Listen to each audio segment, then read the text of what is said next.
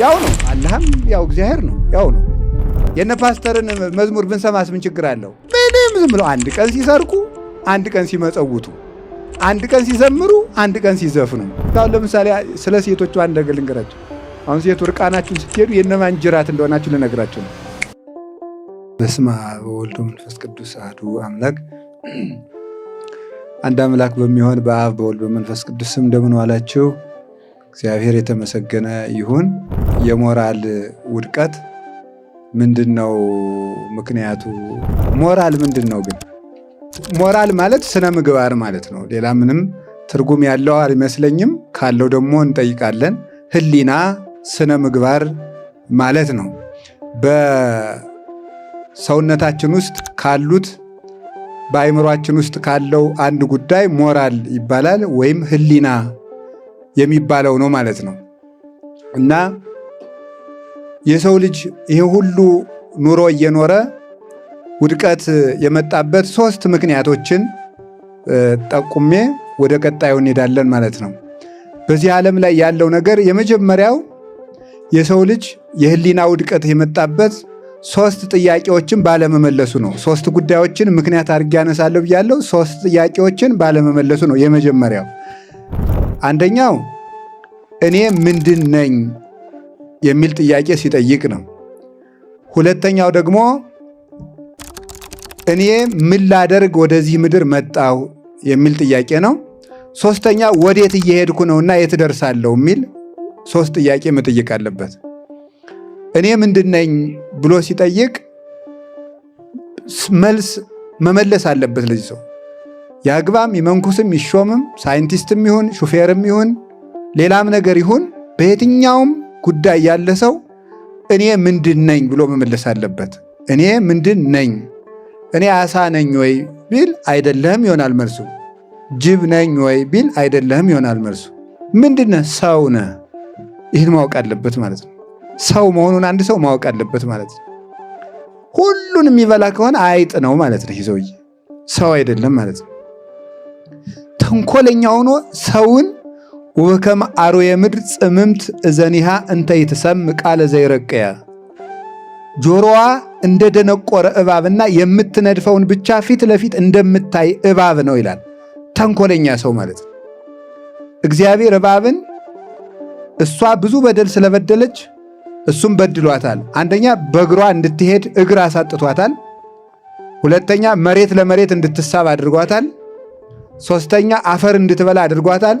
አራተኛ ጆሮዋን ነቅሎታል። የእባብን ጆሮዋን እግዚአብሔር ደፍኖባታል። ስለዚህ እባብ ደንቆሮ ናት፣ የላትም ማለት ነው። እባብ ያላት ምንድን ነው? አይን ብቻ ነው ያላት። ጆሮ የላትም፣ እግር የላትም። አፈሯ ምግቧም ተለውጦ አፈር ሆኗል ማለት ነው። ምን በማድረጓ ሲባል ለእግዚአብሔር ባለመታዘዙ። አሁን ምን ይሆናል? የሚገርመው ጆሮዋ ከነበረበት ላይ ጥቃቅን ቀዳዳዎች አሉ። ለላበት መውጫ እንዲሆኗት እግዚአብሔር የተወላት ነው። ጆሮዋን ግን ደፍኖታል። ከዚያ በኋላ ምን ይሆናል? ተመልከቱ። ተጠቅላ ስትተኛ የእባብ መርዝ አንዱ ከጭንቅላቷ አለ፣ አንዱ ከጅራቷ ጫፍ ላይ አለ። ተጠቅላ ስትተኛ ጅራቷን ከጆሮዋ ከነበረበት ላይ ታደርገዋለች። ፀሐይ በሚመታት ጊዜ ጅራቷ ላይ ያለው መርዝ እየቀለጠ ጆሮዋ ከነበረበት ለላበት መውጫ በተተወላት ቀዳዳ እየገባ የገዛ መርዟ ይገላታል ማለት ነው። የገዛ መርዟ ይገላታል። ይህ ምንድነው? ጆሮ የሌላቸው ተነግረው የማይሰሙ ለእግዚአብሔር ጆሮ የሌላቸው በገዛ ክፋታቸው የሚጠፉ ሁልጊዜ ሰውን ማጥፋትን ብቻና ተንኮልን ብቻ የሚያስቡ ሰዎች እባብ ናቸው ማለት ነው። ምንም የሚያደርጓቸውን የማያውቁ የሚጫኗቸውን የሚጫኑ እነዚህ ነው አህዮች ናቸው። አሁን የምንኖረው በዚህ መልኩ ነው ማለት ነው። በጣም ነው የሚገርማቸው እኮ የሆኑ ሰዎች የሆነ ጉዳይ ያደራጃሉ። እኛ እንደ አህያ እንጫናለን። ወይም ሜሞሪ ነው ሰው ማለት ነው። 2 ጂቢ ስንት ጂቢ ናችሁ እናንተ? 1 ጂቢ 8 ጂቢ 32 ስንት ጂቢ ናችሁ የምትጫኑ? ሚሞሪዎች ናችሁ እናንተ ማለት ነው። አንዱ ፖለቲካ ይጭናል፣ አንዱ ዘፈን ይጭናል፣ አንዱ ፊልም ይጭናል፣ አንዱ ድራማ ይጭናል። ሳታውቀው እንደ አህያ ስትቃዥ ውለህ ታድራለህ ማለት ነው። ይሄ ነው ሚሞሪነት ማለት። ስለዚህ እኔ ምንድን ነኝ? እኔ አህያ ነኝ ወይ? እኔ ሜሞሪ ነው ወይ ነኝ ወይ? ማንም የሚጭነኝ የገዛ ሰብዕና የለኝም ወይ ብሎ ማሰብ ይገባል ማለት ነው። አንተ አሳ ነህ ወይ? ጅብ ነህ ወይ? ፈረስ ነህ? ፈረስ ዝምድና አትቆጥርም። ዝም ብላ ታገባለች። ያለ ዝምድና ይገባል ማለት ነው። አሁን አውሮፓ ብትሄዱ ፈረስ ነው አክስት አጎት መጋባት ይቻላል። እንዲያውም ፊንላንድ ትመስለኛለች ካልተሳሳትኩ እናት ልጇን እንድታገባ ሁሉ አርቅቀዋል በሕግ ማለት ነው። እንደዚህ ሁሉ የደረሱ ፈረስ ሆነ ማለት ነው። ሰው ፈረስ ነው ወይ? አይደለም። ሰው ውሻ ነው ወይ? በእውነቱ ማለት ውሻ ምን ያደርጋል? ምስጢር ተነግሮት ከሆዱ አያሳድርም፣ አውጥቶ ይጥላል። የተፋውን መልሶ ይልሳል። እኛ የተነገርነውን ሁሉ እንተነፍሳለን። ዘንዶ ነኝ ወይ? ግልገልም እናት በግም የሚውጥ ዘንዶ ነው። የዘንዶ ተግባሩ አንዱ ነው። ግልገል ይውጣል፣ እናት በግም ይውጣል። ትልቅ ሰውንም ትንሽ ሰውንም የሚሳደብ ሰው ዘንዶ ይባላል። እግዚአብሔርንም ይሰድባል፣ ድንግል ማርያምን ይሰድባል፣ ቅዱሳንም ይሰድባል። ይሄ ዘንዶ ነው። ምንድን ነኝ እኔ?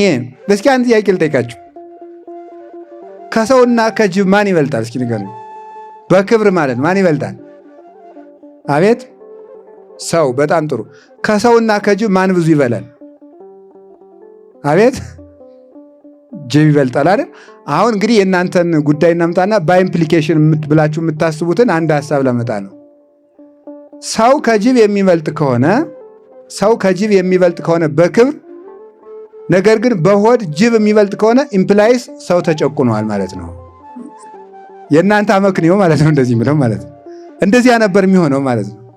ነው ወይ? አይደለም። ስለዚህ ምንድነው ሊቃውንቱ እንዲያውም የሚተረጉምን ሰው ከጅብ የሚበልጥ ከሆነ እግዚአብሔር ለጅብ የሰጠውን ያህል ምግብ ሆድ ለምን ለሰው አልሰጠውም? በድሎት ነው ቢሉ የለም፣ የሰው ክብሩ ሆድ ስላልሆነ ነው ይላል። የሰው ክብሩ ሆድ ስላልሆነ የጅብ ያህል ሆድ አልሰጠውም እግዚአብሔር። ጅብ ነህ አይደለም፣ በሬ ነህ። ማንም ጠምዶ የሚያርሰህ ሲፈልግ በፖለቲካ ቀንበር፣ ሲፈልግ በስርዓተ ትምህርት ቀንበር፣ ሲፈልግ በዘረኝነት ቀንበር፣ ሲፈልግ በዘር ቀንበር የሚጠምድህ አንተ በሬ ነህ አይደለም። ምንድነህ? ሰው። ቅድም የንታ መጽሐፍ እንዳስተማሩን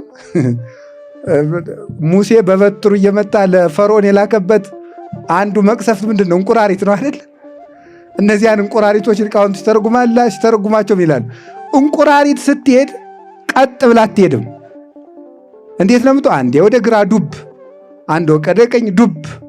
እነዚህ አቅጣጫ የሌላቸው ሰዎች ናቸው ይላል ቅዱስ ጎርጎርዮስ። ምንም ዝም ብለው አንድ ቀን ሲሰርቁ፣ አንድ ቀን ሲመጸውቱ፣ አንድ ቀን ሲዘምሩ፣ አንድ ቀን ሲዘፍኑ፣ ሁሉም አለንበት የሚል ማለት ነው። እዚህ ይመጣና በእውነቱ እኛ ተዋህዶዎች፣ እኛ ኦርቶዶክሳውያን፣ እኛ ቤተክርስቲያናችን እንጠብቃለን ይላል። ከዚያ ከሙስሊሙ ጋር ሲገናኝ ደግሞ ያው ነው፣ አላህም ያው እግዚአብሔር ነው፣ ያው ነው ይላል። እንቁራሪት ማለት ነው። ከሙስሊሙ ጋር በሰላም መኖር እውነት ነው፣ ቢቻላችሁ ከሰው ሁሉ ጋር በሰላም ኑሩ ብሏል። በሃይማኖት አንድ ነኝ ግን ብለህ ግን ማቻቻል ግን ውሸት ነው። እንቁራሪት ከዚያም ጥልቅ ከዚያም ጥልቅ። የነ ፓስተርን መዝሙር ብንሰማስ ምን ችግር አለው? ይሄ ምንድነው? እንቁራሪትነት። እስኪ በሉ ሁላችሁም ከዛሬ በኋላ እኔ እንቁራሪት አይደለሁም በሉ ሁላችሁም። እስኪ ውሸታሞች እናንተ እንቁራሪት አይደላችሁም ናችሁ? እስኪ ካፌውን ይዩት፣ እስኪ ሆቴሉን ይዩት። ማለዳ መዝሙር፣ ወደ 5 ሰዓት ሞቅ ሲል ዘፈን። እንቁራሪት ማለት ይሄ ነው። ከዚያም ጥልቅ ምን ያረጋሃል? ቀጥ ብላ አትሄድም። ዘፈኑም ያምርሃል፣ መዝሙሩም ያምርሃል። ሰው ነኝ ብሎ ማሰብ ነው። በቃ ከክርስቲያንነት እንኳን አሁን እኮ ከክርስትናን ያልደረስኩም እያደረስኳችሁ አይደለም። እኔ አሁን ስለ ክርስትና አላወራውም። ሰው ነኝ ብቻ በሉ ነው። እስኪ ሰው ነኝ በሉ። ሰው መሆንን ስለተው ነው ማለት ነው። ሰው መሆንን ለእኔ የሚገባኝ ይሄ አይደለም። መብል የሰው ክብርነት መገለጫ አይደለም። እንቅልፍ የሰው በጣም በእንቅልፍ አንደኛው አሁን ዝም ብለህ ለጥ ብለህ ስላደርግ ሰው የሆንክ እንዳይመስል አዞ ነው የሆንከው። የዛን ጊዜ ማለት ሰው አይደለም አንተ። አዞ ለጥ ብሎ ይውላል ያድራል። እኔ ምንድን ነኝ? ሰው ነኝ። ለዚህ ነው አባ ጊዮርጊስ ዘጋስጫ አርዮስን አንተ የውሻ ጅራት ነህ የሚለው። የውሻ ጅራት የት ይገባል? ንገሩኝ። የውሻ ራስ ከገባበት አትሉ? አሁን መልሱ። የውሻ ጅራት የት ይገባል? የውሻ ጅራት ከገባበት ይገባል ማለት። አርዮስ ራስህ አርጌንስ ነው አለው። አርጌንስ ከገባበት አንተ ትገባለህ። አንተ የውሻ ጅራት ነህ። ከሃዲ ሰው ራሱ ዲያብሎስ ነው። ዲያብሎስ ከገባበት ይገባል። የት ትገባል? ያመነ የተጠመቀ ስርዓት ያለው ሰው፣ በጎ አካሄድ ያለው ሰው ግን የት ይደርሳል? ወደ እነማን እየሄድኩ ነው? የእነማን አርአያ ነኝ? የእነማን ጅራት ነኝ? እስካሁን ለምሳሌ ስለ ሴቶቹ አንድ ነገር ልንገራቸው። አሁን ሴቱ እርቃናችሁን ስትሄዱ የእነማን ጅራት እንደሆናችሁ ልነግራችሁ ነው። የአውሮፓውያን የሬኔዘንስ የሚባለው አለ አይደለም? ይሄ የአውሮፓውያን የለውጥ ዘመን የሚባለው የሸንኮራ አገዳው ምርት ያን ጊዜ ማለት ነው። እና ሰዎቹ በሸንኮራ አገዳ ምርት ወንዶቹ ሲደክሙ ይውላሉ። ሲደክሙ እየዋሉ ሲደክሙ እየዋሉ ሲደክሙ እየዋሉ ሲደክሙ እየዋሉ ሚስቶቻቸውን ተዋቸው። ሴቶቹ ተጣሉ። እንግዲህ ወንድም ፈቃድ አለው፣ ሴትም ፈቃድ አለው፣ የታወቀ ነው። ፈቃድን ተመካክሮ ሊፈጽም ነው ሰው የሚጋባው። ሴቱም የራሱ ፈቃድ አለው፣ ወንድም አለው። ሴቱ እንግዲህ ብዙ ጊዜ ባልና ሚስት በመኝታ ከተጣሉ ሴቶች ለሽማግሌ ሲቀመጡ በቃኝ ነው የሚሉት። ምክንያቱን አይናገሩም። የሚሉት ምንድነው? ብዙ ጊዜ ለሽምግልና ተቀምጠን በቃኝ ካሉ ሌላ ነገር ነው ማለት ነው። ተናገሪ በቃኝ፣ እንደሆነ የእሱ ነገር በቃኝ፣ ምክንያትሽ ምንድን ነው? በቃኝ። እንደዚህ ነው የሚሉት ማለት ነው። አሁን አውሮፓውያን ባለትዳሮች በቃኝ እያሉ አስቸገሩ። በቃኝ እያሉ ሲያስቸግሩ ምን አደረጉ?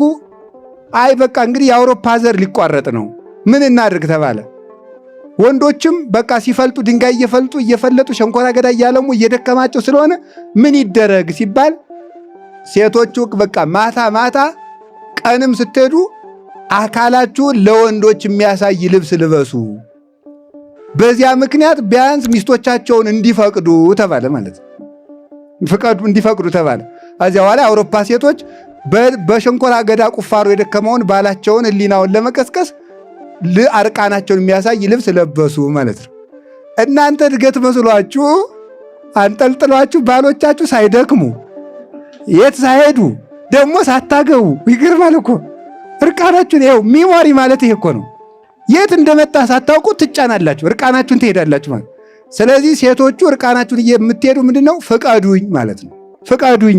ፍቀዱኝ ማለት ነው ማለት ነው። እርቃናችሁን ስትሄዱ ይህ ሁሉ የሚያመጣብን ምንድነው? ለምን መጣው? ወዴት እየሄድኩ ነው? በተጎናጸፈ ልብስ ለብሳችሁ ብትሄዱ ብትመላለሱ ወደ ድንግል ማርያም ትሄዳላችሁ፣ ትደርሳላችሁ። ወደ ሳራ መንገድ ትሄዳላችሁ። አኮ በጽፍሮ ስዕርቶን አላ በልብ ዘህቡ እምሰብ ነው የሚለው ቅዱስ ያሬድ። ቅዱስ ያሬድም በድጓው ዘምሮታል። ይሄን ፀጉራቸውን ሸርበው ወርቅ አንጠልጥለው አላጌጡ ነው የሚላቸው እነ ሳራ ሲያመሰግኑ። አንደኛ ጴጥሮስ ምዕራፍ 3 ከቁጥር 1 እስከ 7 ስታነቡ ፀጉር ሸርበው ወርቅ አንጠልጥለው አላጌጡም፣ ከሰው በተሰወረ የልብ ጌጥ ያጌጡ ነበር እንጂ። እናንተም ሴቶች የሳራ ልጆች ተሆኑ ዘንድ በልቡና ጌጥ አጌጡ እንጂ ብሎ ነው የተነገረ። በልክ እንድታጌጡ ንጽሕና መጠበቅ አልተከለከለ። የት እንደምንሄድ ስለማናውቀው ነው። እስኪ ስለ ወንዶችም አንድ ሀሳብ ልናገር እና ልጨርሰው፣ ወደ ቀጣይ ጥያቄ እንድንሄድ በዚሁ ሰዓቴ እንዳያልቅ። አሁን ፀጉር ማሳደግ ምን እንደሆነ ታውቃላችሁ? በጣም የሚገርም ነገር እኮ ነው። ቅዱስ ጳውሎስ ፀጉር አታሳድጉ፣ አንደኛ ቆሮንቶስ ምዕራፍ 11 ላይ ፀጉሩን መላጨት ለወንድ ልጅ ውርደቱ ነው፣ ለሴት ልጅ ተፈቅዷል ይላል። ስለዚህ ፀጉሩን አሳድጎ ፈትሎ የሚሄድ ወንድ ምንድነው ትርጉሙ? ሴት ነኝ እያለ ነው ማለት ነው። ሴት ነህ አንተ እንደ እኮ አይደረስ እኮ ነው በእውነቱ ማለት ምንም። ግን አንድ ሰው ዳችሁ ሴት ብላችሁ ወሰዱት ግን ይማታል። በመሰረቱ ሴት ስድብ አይደለም። ሴት ማለት ምትክ አካል ማለት ነው። ግን ሴት ነኝ ማለት ነው ይላል። በእውነት ፍትሐ ነገሥት ትርጓሜያችንም ይናገራል። ይሄን ሃይማኖተ አበው የሚናገር ሴት ነኝ ማለት ነው። አርአያ መለወጥ ነው የሚለው ክብር አይደለም። አይ በቅቻለሁ እኔ ቅዱስ ነኝ ብትል ከጳውሎስ የበለጠ ባይታው ያለ እንዴ ይላል። ጳውሎስም አልነበረውም ነው የሚለው። ስለዚህ አርአያችን የማናውቅ መንገዳችን የማናውቅ ዕውቀት የሌለን የማንጠይቅ የማንማር በመሆናችን ማሰላሰል ስላቆምን ወደዚህ የመጣ ነው። ከዚህ የተነሳ ነው። ስለዚህ ሕሊናችን ከፍ እንዲል እኔ ምንድነኝ? ለምን ወደዚህ ምድር መጣው? ወዴት እየሄድኩ ነው? እኔ ምንድነኝ? ሰው ነኝ በሉ። ሰው ነኝ በሉ እንጂ ከሰውም በላይ ክርስቲያን ነኝ በሉ። ምንድነን? ክርስቲያን ነኝ። ምን ላደርግ መጣው? ለሰማይ ቤቴ ልነግድ በሉ እንጂ። ወዴት እየሄድኩ ነው? ወደ ክርስቶስ በሉ እንጂ። ወደ ክርስቶስ። ለዚህ ነው አንዲት ሴት ሁልጊዜ ከባቷ ደጃፍ ቁጭ ብላ ትውል ነበረ። ቁጭ ብላ ነው የምትውል፣ አትንቀሳቀስም። እግዚአብሔርን ግን ሌሊትና ቀን ታስባለች። ሕሊናዋ በተዘክሮተ እግዚአብሔር የተሰቀለ ነበረ። እና አንድ የቤተክርስቲያን አባት ሂዶ አንቺ ሴት እንደው አትንቀሳቀሽም በዚህ ተጎልተሽ የምትይ ሲላት ለአንተ ስለማይታይ ነው እንጂ ሁልጊዜ ወደ አምላኬ እየሄድኩ ነው አለችው። ስለዚህ ሁልጊዜ ወደ ፈጣሪ በልቧ ትጓዝ ስለነበረ ነው።